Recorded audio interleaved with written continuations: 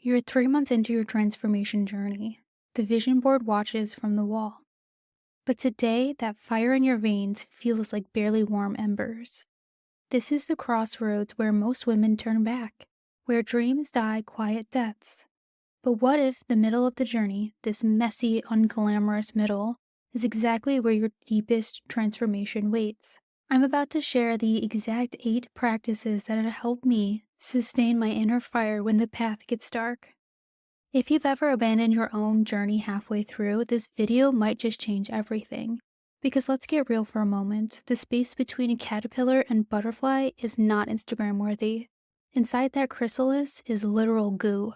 Your motivational journey follows the same pattern. Science confirms this. Researchers call it the messy middle, where initial excitement has worn off but rewards haven't materialized yet. It's here that our brains scream for comfort of familiar patterns. And trust me, I have been there, standing in my kitchen at 7 a.m. wondering if all this work was just elaborate self-delusion, burdening the doubt that felt so heavy that it felt like it was breaking my spine. But I discovered something life-changing. Motivation isn't something you find once. It's a practice you return to repeatedly. If you implement these 8 practices, you won't just achieve your goals. You'll become living proof of what's possible. Your existence will give other women permission to believe in their capacity for transformation. Imagine a year from now, you're standing at the same mirror, but the eyes looking back at you have a quiet knowing. They've seen you choose yourself when it wasn't easy. That woman knows something that can never be taken from her, that she keeps her promises to herself, and that changes everything. Here is what we're covering today: how to reclaim your origin story, your future self-embodiment, Dr. Joe Dispenza's movie mind, creating environments, building your goddess circle, using technology intentionally rather than letting it drain you, tracking your evolution, and working with your natural cycles instead of against them. With that, let's dive in. Practice 1 is reclaim your origin story. When motivation fades, it's often because we've disconnected from our deepest why. Not the surface level why of, I want to launch a business to make more money, but the soul level why. I want a career work that honors my gifts because I've spent too many years dimming my light. A way to do this is to work with your shadow, so find a quiet space where you won't be disturbed. Light a candle if that feels aligned, and in your journal, write a letter from your future self to your present self detailing what she's grateful you began today or recently, the challenges she remembers you overcame, and how your life transformed because you didn't give up. Then go deeper, ask yourself, what pain am I avoiding by staying small? What truth have I been unwilling to face? The answers might shake you. Let them. If getting a deeper understanding of yourself and your shadow self is interesting to you, I highly suggest that you watch this video next. It will help you open your eyes to what your shadow is trying to tell you and what parts of you that need healing. My life changed when I took my shadow work seriously, and it's a wonderful skill to have. Section 2 is embodying your future self. Your body doesn't know the difference between what's happening now and what you vividly imagine. This neurological fact is your secret weapon when motivation wanes. A way to do that is to use a future self meditation. You start by closing your eyes, breathe deeply into your belly, and imagine stepping into a portal or a door that takes you 5 years into the future, to a future where you've stayed the course, where you've become the woman you're working to be. Feel her posture. Is her spine straightened? Are her shoulders more relaxed? Does she take up space more unapologetically? Notice how she moves through the world. Is her pace unhurried but purposeful? Does she speak more slowly with more conviction? For the next 24 hours, move through the world in her body. Walk how she walks, sit how she sits, speak how she speaks. If you're looking for a more structuredized version of this meditation, Dr. Joe Dispenza has a wonderful walking meditation that can help you guide you through this. I learned about this meditation from his book, Becoming Supernatural, but you don't need to read the book in order to try this meditation. There are tons of YouTube videos that you can listen to get started, and that will walk you through it. Or you could have a digital option, which is to create a private future self Instagram account that only you follow. Post images that represent your future self's energy, achievements, and daily life. Visit this account when you need to reconnect with your vision. If you haven't already created your future you You can check out this guide here on the steps on how to become and create her, because that is very important for all of this work that we're about to go into and that we have gone into. Section 3 is the Morning Mind Movie by Dr. Joe Dispenza. Dr. Joe does a lot of research on neuroplasticity, which offers us a powerful tool for sustaining motivation, which is utilizing the Morning Mind Movie meditation. So you just have to create your mind movie, which there are a few ways of how to do it, but each morning before you start your day, spend around 15 minutes doing this practice. You want to first sit upright with your spine aligned, palms facing outwards on your thighs. Close your eyes and take slow, deep breaths until your body relaxes. Then you can call forth with every sense the detailed version of what you are creating. Sit in vivid color and motion, hear the sounds associated with this reality, feel the emotions in your body as if it was happening now. Alternatively, you can create a collage of pictures of what your future looks like. Play some music while you look at your pictures and feel yourself living in the pictures as your ideal. Then throughout the day, you can listen to the same music, which will trigger your mind to think about the pictures you saw earlier. This practice helps focus your mind to what you want to complete and work towards.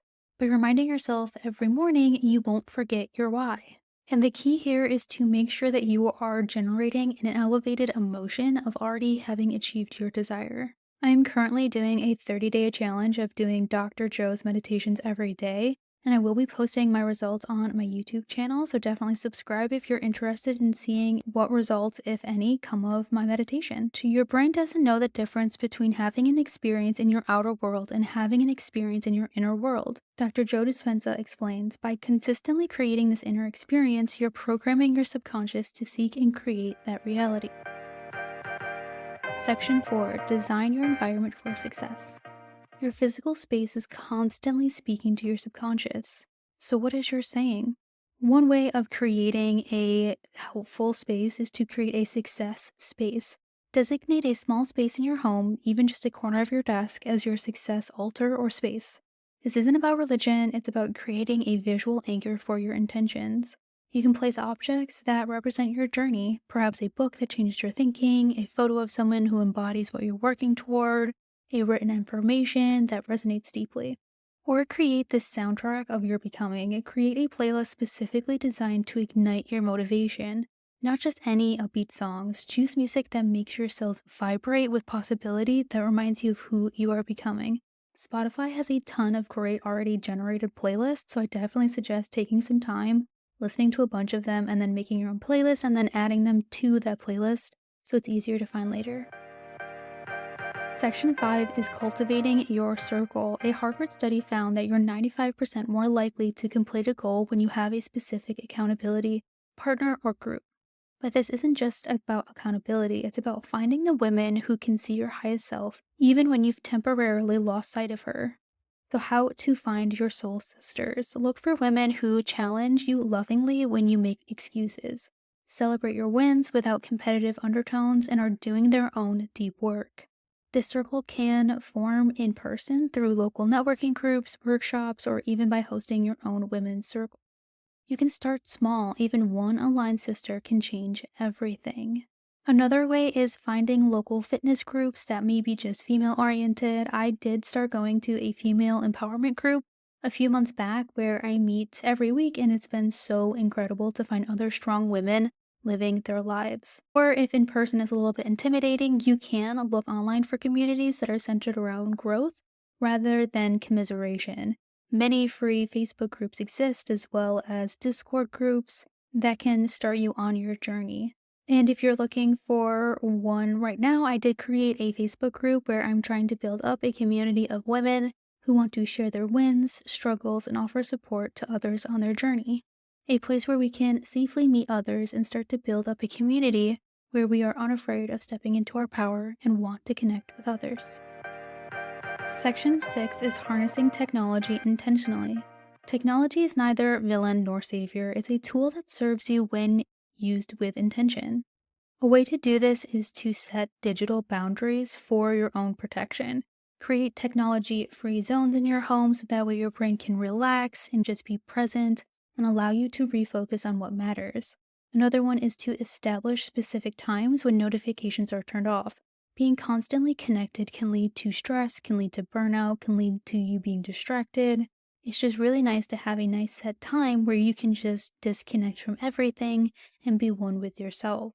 You also could remove social media apps from your phone for 24-hour periods when you need to reconnect with your inner guidance and relax anxiety. Or when you go on to any social media sites, just sending an attention before you go on there, stating what you are trying to get out of this experience. Is it just for fun? Are you going to go on there to look for other people that will help you on your journey?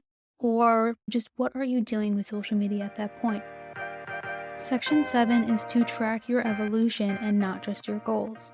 Most tracking systems focus exclusively on outputs, words written, sales made, pounds lost, but the most profound motivation comes from noticing the subtle shifts in who you are becoming. You can use the Goddess Growth Journal method, which is once a week answer these questions. How am I responding differently to challenges now? What am I no longer willing to tolerate that I used to accept? In what ways am I showing up more authentically? What new thoughts am I thinking that my previous self couldn't access? Instead of writing, you can actually record voice memos to your future self, documenting these subtle evolutions. Hearing your own voice describing your growth creates a powerful feedback loop of recognition and reinforcement. Section 8 is embrace the cycles of motivation. The greatest lie we've been told about motivation is that it should be consistent. A steady, unwavering force that propels us forward in a neat, linear progression. Sister, that is not how nature works, and you are nature. Start working with the natural rhythm. Start tracking your energy in relation to your menstrual cycle, if applicable. Many women discover that they have a visionary phase, perfect for starting projects, a productive phase, ideal for execution, an evaluation phase, suited for refinement, and a reflective phase, made for rest and integration. These are just guidelines, so take some time to reflect on your patterns by taking notice of when you're feeling each of these stages for yourself to better work with you rather than against you. When you align your work with these natural rhythms rather than fighting against them, motivation flows more effortlessly. Because a lot of the motivation tips and tricks that we have out there are actually geared towards men and their hormonal cycle, which is based over a 24-hour period, unlike ours, where we have a 28-day hormonal cycle. You can even take each season into account when you are doing this, so each season can create intentions that honor the energy of that time. Motivation isn't something you find once and possess forever. It's a relationship you tend to daily, sometimes with passion, sometimes with discipline, but always with compassion. The women who complete their metamorphosis aren't the ones who never falter. They're the ones who develop a sacred relationship with their faltering self, who learn to see their movements of doubt not as failures but as invitations for deeper commitment. When you sustain your fire through the inevitable dark patches of your journey, you don't just achieve your goals. You become living proof of what's possible. Your very existence becomes permission for other women to believe in their own capacity for transformation. Imagine a year from now, you're standing at that same mirror, but your eyes looking back at you hold a quiet knowing. They've seen you choose yourself when it wasn't easy. They watched you return to your path when no one would have blamed you for abandoning it. That woman in the mirror knows something that can never be taken from her. She keeps her promises to herself, and that changes everything. So what's the biggest challenge currently testing your motivation right now? Share in the comments below. Our Goddess community is here to reflect your strength back to you when you need it most. And if you're ready for more structured support, join our community by subscribing or finding a community to join. And if this message landed in your heart today, tag a sister who needs this reminder. Because sometimes the most powerful motivation comes from knowing we're not walking alone. Know that I believe in you, soul sister, and that you are not alone in this journey. You are meant to live the life you want. And do not forget to shine like the star you are made out of. Until we meet again, peace.